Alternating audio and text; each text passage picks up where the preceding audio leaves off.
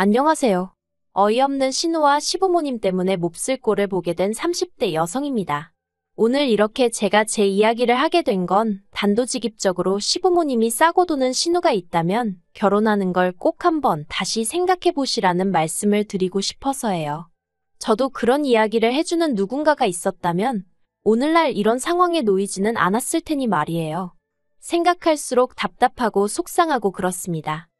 남편과는 지인의 소개로 만났는데 만났을 당시만 해도 제가 남편에게 여동생이 있는지 그리고 그 집안에서 여동생이 얼마나 대단한 존재인지 솔직히 그런 걸 어떻게 알았겠어요.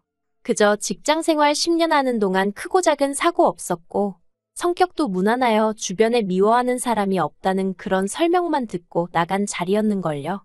그리고 지인의 말대로 남편은 튀는 것 없이 평범한 사람이었는데 저는 그 점이 마음에 들었어요. 주변에 자기 조건보다 특출나게 잘난 남자를 만나서 마음 졸이며 사는 몇몇 친구들을 봤기에 비슷한 조건의 성격을 가진 사람과 만났으면 했었거든요. 하지만 지금 생각해보면 결혼 준비를 시작하면서 이게 맞나? 스스로 그런 질문을 많이 던졌던 것 같아요. 처음엔 저도 나름대로 똑순이랍시고 이것저것 조건도 많이 보고 했던 것 같은데 사람 마음이라는 게 칼로 무자르듯 되는 게 아니잖아요. 그래서 알고 보니 사귈 때 남편이 했던 말과는 달리 시부모님이 노후 준비도 제대로 안 되어 있는 것 같고 남편 월급도 저에게 말했던 것보다 적었지만 그럴 만한 사정이 있었겠지 생각하고 그냥 넘어갔어요. 남편하고 결혼해서 그때부터 제가 경제권 잡고 야무지게 살면 된다는 생각도 있었고요. 말이 나왔으니 말이지만 저와 남편에 대해서 조금 더 설명을 해볼게요. 일단 저에 대해 먼저 말하자면 이 넓고 넓은 세상에 저보다 잘난 사람이 한둘이겠냐 싶지만은 그래도 저는 제 조건에 만족하는 편입니다. 친정부모님은 작은 식당을 하셨는데 규모 대비 장사가 잘 되어서 오래전부터 사람들이 아름아름 물어 찾아올 만큼 인기가 좋았고요. 그래서 두 분 돌아가실 때까지 먹고 쓰실 노후 자금은 다 준비되어 있는 걸로 알아요. 뿐만 아니라 하나뿐인 딸이 돈 걱정에 젊은 날 못 누리며 사는 건 싫다며 제 앞으로 진작에 30평대 아파트도 한 채 사주셨거든요. 그런데 그때가 10여 년 전이라서 이후로 집값이 많이 올랐어요. 동네가 강남은 아니지만 그래도 몇 억 가까이 올라서 부모님께 감사드릴 뿐입니다. 또래 친구들에 비해 금전적인 부분에 있어 심리적으로 여유가 있으니까요. 그리고 저는 현재 대기업 마케팅 부서에서 근무하고 있습니다. 반면에 남편의 경우 10년이나 직장 생활을 했다고 했으니 솔직히 저도 저 나름대로 기대치라고 해야 할지 아무튼 예상 범위가 있었거든요. 하지만 이게 웬걸요. 남편은 제 월급의 절반이 조금 넘는 수준이었습니다. 처음부터 저는 대기업 남편은 중소기업이었으니 월급이나 복지면에서 어느 정도 차이가 있을 거란 건 알고 있었지만 막상 현실을 맞닥뜨리니 솔직히 기분이 좋진 않았지요. 하지만 남편이 덧붙이기를 자기가 다니는 기업은 공기업과 비슷한 성질의 회사라서 직원이 자기 발로 나가지 않는 한 회사가 자르는 일은 거의 없다는 거예요. 자기도 이제껏 내내 다니면서 잘리는 사람 딱 2번 봤다나요. 그러면서 당장 얼마를 받는지도 중요하지만 앞으로 얼마나 다닐 수 있을지도 중요하지 않냐며 자기 월급이 그렇게 마음에 걸리면 대리든 뭐든 투잡이라도 뛰어서 제가 원하는 수준까지 끌어올리겠다고 하더군요. 그리고 솔직히 조건을 떠나 남편의 그 말에 제 마음이 움직인 게 사실이에요. 저런 남자라면 살다가 우리 인생에 큰 고난이 찾아와도 잘 버텨내주겠구나 하는 생각이 들었다고 해야 할지. 아무튼 그래서 결혼을 결심했습니다. 하지만 그땐 몰랐지요. 원하는 여자와의 결혼을 눈앞에 둔 남자라면 아무 말이나 짓거릴 수 있다는 사실을 말이에요. 그렇게 저희는 양가 부모님의 허락을 구해 부부의 연을 맺었습니다. 어쨌든 제 명의의 집이 있었으니 남편은 자기가 모아둔 돈 3천만 원으로 결혼식 비용과 혼수를 했어요. 그 외로 자기가 타고 다니던 차도 한 대 가져왔는데 그거야 저도 제 차가 있었으니 적어도 제게는 별 의미는 없었고요. 저도 제 나름대로 모은 돈이 있었기 때문에 그 돈으로 리모델링을 싹 했습니다. 30평대 아파트라 4천만 원 가까이 나와서 조금 놀라긴 했지만 앞으로 얼마가 됐건 남편하고 제가 지낼 보금자리라 생각하니 크게 아깝지는 않았어요. 그런데 이 정도 수준이면 솔직히 반반 결혼이 아니라 제가 훨씬 더 해간 결혼이었고 그러면 남편이 저를 떠받들고 살아도 모자르다 싶었는데 그게 그렇게 되는 게 아니더라고요. 따지고 들자면 남편이나 저나 비슷한 시간에 출근하고 퇴근했는데 어째서인지 제가 집안일의 대부분을 도맡게 되었거든요. 남편은 말로는 번번이 자기가 도와주겠다며 나섰지만 솔직히 해놓은 걸 보면 그다지 마음에 들지도 않고 그러다 보니 제 손이 다시 닿아야 했으니 결국 같은 일을 2번 하는 셈이 되더라고요. 그리고 직장 생활에서 나온 버릇인지 아니면 원래 제 성격이 그런 건지 제가 비효율적으로 일하는 걸 좋아하지 않아요. 아무튼 그래서 결국 제가 주로 집안일을 하게 되었는데 그게 그렇게 서운하고 짜증도 나대요. 하지만 남편과의 결혼 생활에서 단지 집안일을 제가 더 많이 했다고 해서 갈라서네만에 그런 생각을 하게 된 건 당연히 아닙니다. 진짜 문제는 바로 신우였어요. 남편에게는 2살 어린 신우가 있었는데 저하고는 동갑이었거든요. 그래서 사실 호칭부터 시작해서 여러 가지로 나름대로 신경 쓸 부분이 많더라고요. 일단 저는 서로 존대를 했으면 했어요. 호칭도 누구누구 씨 정도면 좋겠다 싶었고 그런데 신우가 먼저 언니 하면서 동갑인 저한테 다가오더라고요. 그래서 신우 성격이 좋다고만 생각했지요. 그런데 그건 시작에 불과했습니다. 그 언니라는 호칭을 쓰면서 동시에 신우는 저와 동갑내기 여성이라고는 믿을 수 없을 만큼 어린아이처럼 행동하기 시작했으니까요. 혀 짧은 소리에 귀여운 척은 기본이었고 말도 안 되는 걸로 소리를 깍깍 질러대며 한 번은 시댁에서 모두 모여 식사를 하게 되었는데 제가 선물로 들어온 조기가 너무 맛있어 보여서 시댁에 가지고 갔던 때였습니다. 그리고는 어쩌다 보니 제가 주방에서 그걸 굽고 있었지요. 아무튼 그래서 조기를 구워 식사에 올렸는데 신우가 조기 눈깔이 자기를 쳐다보고 있다면서 너무 무섭다고 호들갑을 떠는 거예요. 엊그제 닭발 먹었다고 자랑한 사람이 조기 눈깔 가지고 요란법석이라니 어이가 없어서 말도 안 나왔지요. 그런데 그런 신우를 보고 아버님 어머님은 저렇게 마음이 여려서 어디다 쓰냐며 걱정이 된다나요. 그래도 맞아요. 솔직히 신우가 귀여운 척을 하건 말건 저한테 피해주는 것만 아니면 저랑 무슨 상관이었겠어요. 그런데 문제는 저한테 피해를 주기 시작했습니다. 신우는 2년제 대학을 졸업한 이후 쇼핑몰을 한다고 했다가 직장을 다니겠다고 했다가 그나마 착실한 게 자랑인 저희 남편과 달리 어째서인지 어디 한 곳에서 자리를 잡지 못하고 미친 엑스 널뛰기 하듯 진로를 바꿔댔습니다. 그리고 그럴 때마다 아버님 어머님은 돈은 돈대로 대주면서 동시에 당신 딸이 아직 어려서 그렇다며 그래도 자리 못 잡고 저렇게 돌아다니는 게 남들 눈에 어찌 보일지 생각은 하셨는지 감싸고 들기 바쁘시더라고요. 그리고 아버님 어머님이 하나뿐인 딸을 이렇게 키우시든 저렇게 키우시든 솔직히 제 알 바는 아니라고 생각했어요. 제가 원래 남일에 크게 관심을 두고 이러쿵저러쿵 말을 하는 성격도 아니고요. 그런데 얼마 전 생각지도 못한 이야기를 들었습니다. 신우가 서울에서 직장을 다니게 되었다는 거예요. 솔직히 그 이야기를 들었을 땐 뭐지? 싶더라고요.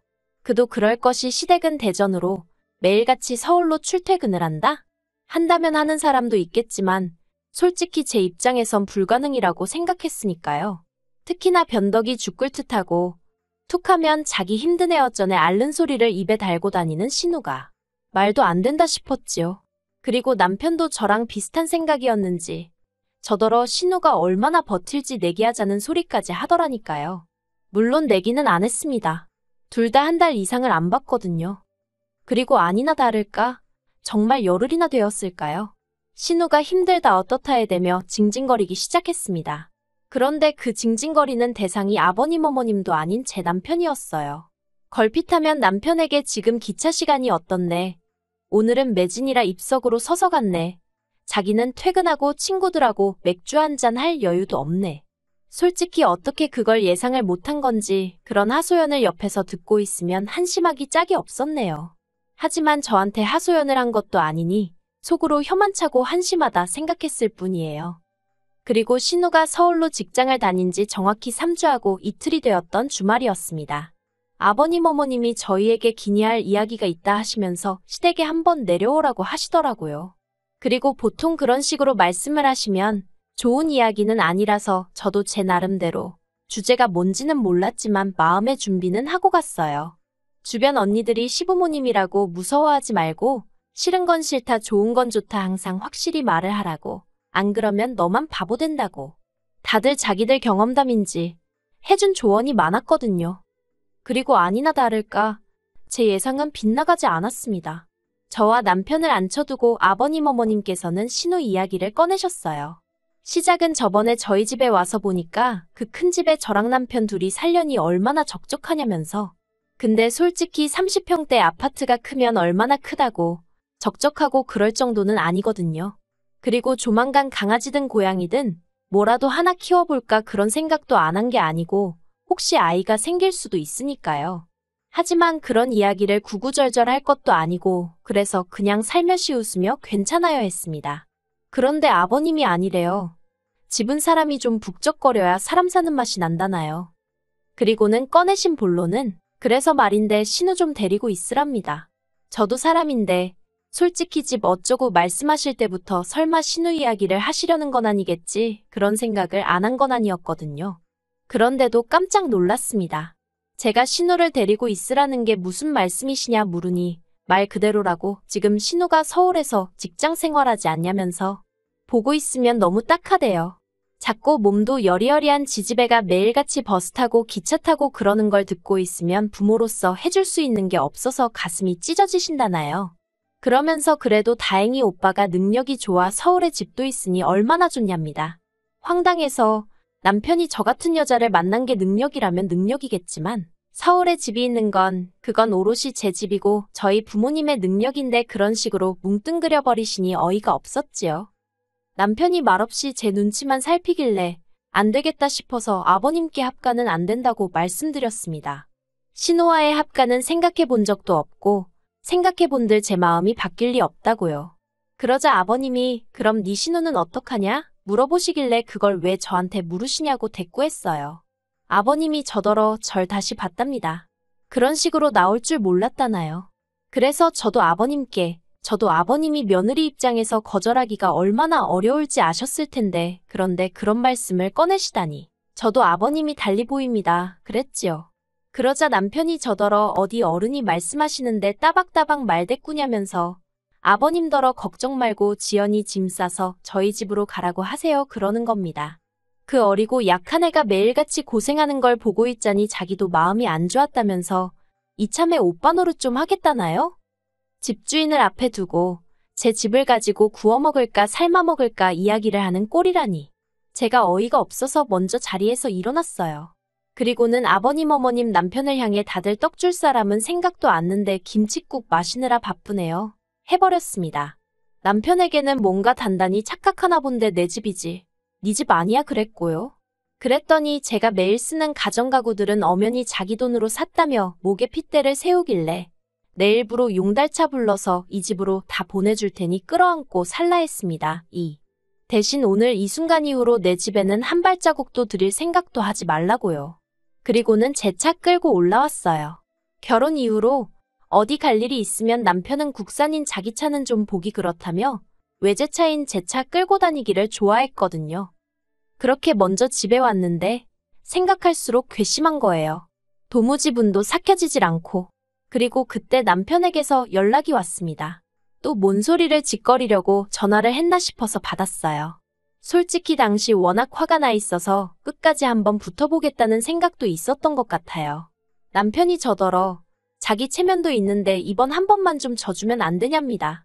가뜩이나 자기가 저에 비해 부족하게 해간 결혼이라 자기가 무시당하고 살진 않을지 아버님 어머님이 늘 노심초사하셨다면서 하다못해 시부모님 앞에서만이라도 자기 체면 좀 세워달라나요?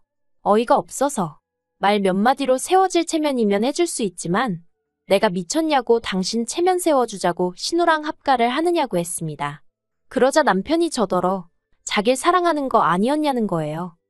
도무지 대화가 통하지 않는다 싶어서 남편에게 그만하자 했습니다.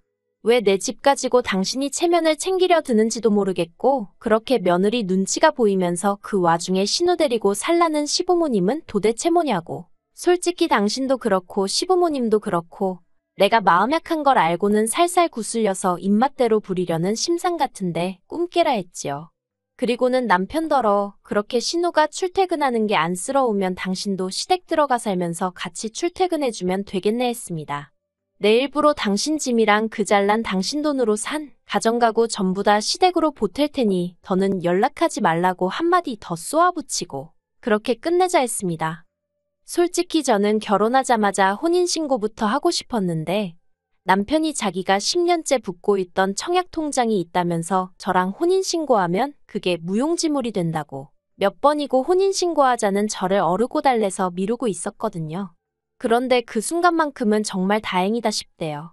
어차피 사람들 머릿속에는 제가 이혼녀로 남겠지만 그래도 이 거지 같은 인간하고 얽힌 흔적을 하나라도 줄일 수 있으니 다행이다 싶었지요. 아무튼 이튿날 남편과 약속한 대로 용달차 불러서 죄다 실어보냈습니다.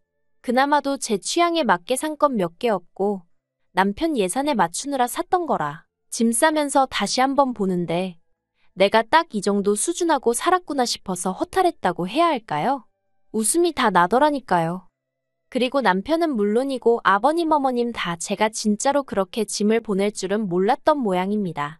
전화가 와서는 저희 집으로 다시 돌려보낼 거라며 악을 쓰길래 그때는 중고시장에 팔아버리던지 폐가전 가구 모으는 업체 불러다 처리해버릴 거라고 했어요.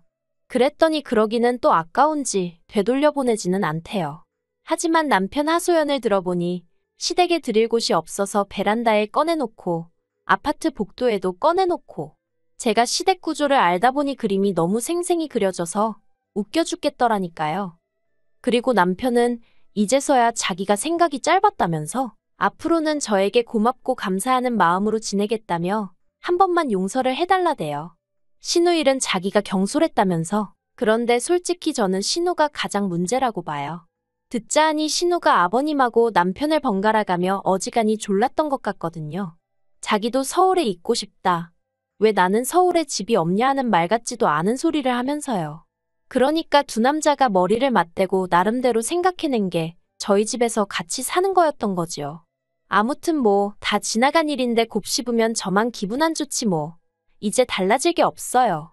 남편을 비롯해 시부모님이고 신우고 다시는 상종하지 않을 거니까요. 그리고 신우는 회사를 관뒀더군요. 합가가 완전히 무산돼 버리니까 하루도 더는 못 다니겠다며 관뒀대요. 하지만 신우가 회사를 관둔 것보다 더 충격적인 건 남편의 소식입니다. 10년 동안 남편이 착실히 다녀온 직장이 부도위기라고 뉴스에 나왔거든요. 솔직히 남편의 거취가 어떻게 될지는 아직 통화를 해본 것도 아니고 통화를 해보게 될지 솔직히 그것도 잘은 모르겠지만 아무튼 상황이 좋지 않게 생겼대요. 남편이 속한 부서는 AI가 쏟아져 나오는 지금의 트렌드와도 맞지 않아서 평소에도 꽤나 불안해하는 눈치였거든요. 아무튼 남편은 저를 놓친 걸 후회하게 될 거예요. 물론 저는 아무런 후회도 없지만요.